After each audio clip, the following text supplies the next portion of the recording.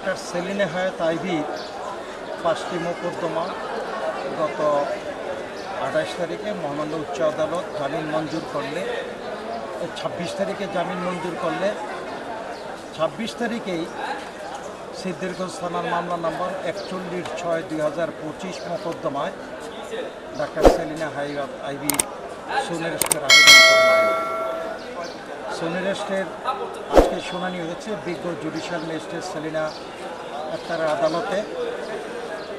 দীর্ঘ শুনানি অন্তে আমরা বলছি 2024 সালের 7ই জুলাইয়ের ঘটনা। মোট 10টি মোকদ্দমায় সেলিনা হায়াত আইভিকে গ্রেপ্তার করেছে এবং এই মোকদ্দমাগুলির এক একটার সাথে আরেকটার সময় ডিফারেন্স হচ্ছে 1 ঘন্টা 2 ঘন্টা এরকম। আর এই আজকে যে 41/6/2025 মোকদ্দমার শুনানি হয়েছে সেই মোকদ্দমায় আমরা বিজ্ঞ আদালতে উপস্থাপন করতে সক্ষম হয়েছি যে এই মোকদ্দমায় এজাহারে ডাক্তার সেলিনা হায়াত আইভির নাম নাই। মোট 7 জন আসামিকে এজাহার মুক্ত করে মোকদ্দমাটা দায়ের করে এবং ওনাকে সন্দিগ্ধ হিসেবে এই মোকদ্দমায় সুনির্দিষ্টের আবেদন করেছে।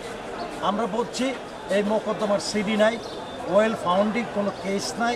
এই মোকদ্দমায় তদন্তকারী কর্মকর্তা 24 ঘন্টা তদন্ত করে তার বিরুদ্ধে কি বিষয় আছে, কেন তাকে এই মোকদ্দমায় গ্রেপ্তার দেখাবে, সেই বিষয়টা বিজ্ঞ আদালতের দৃষ্টি আকর্ষণ উপস্থাপন করেছি। এবং 167-এ যে কথাটা বলা আছে এই মোকদ্দমাটা তাকে সুনির্দিষ্ট দেখাইতে হইলে সিডি লাগবে, পার্ট সিডি লাগবে, ওয়েল ফাউন্ডিং কেস লাগবে, 24 ঘন্টার মধ্যে তদন্ত লাগবে। সব বিষয় আমরা বিজ্ঞ আদালতে আমরা এবং আমাদের বন্ধুরা সবাই উপস্থাপন করেছি। এবং মোকদ্দমার সময়গুলি হচ্ছে 1 ঘন্টা আধা ঘন্টা ডিফারেন্স। একই আসামি ফতুল্লায় হত্যা করলো, একই আসামি আদমদিতে হত্যা করলো, একই সময়ে সে ডাচ বাংলা ব্যাংক চিটাগাং রোডে হত্যা সংগঠিত করলো। হ্যাঁ, এইটা বাস্তবে সম্ভব না।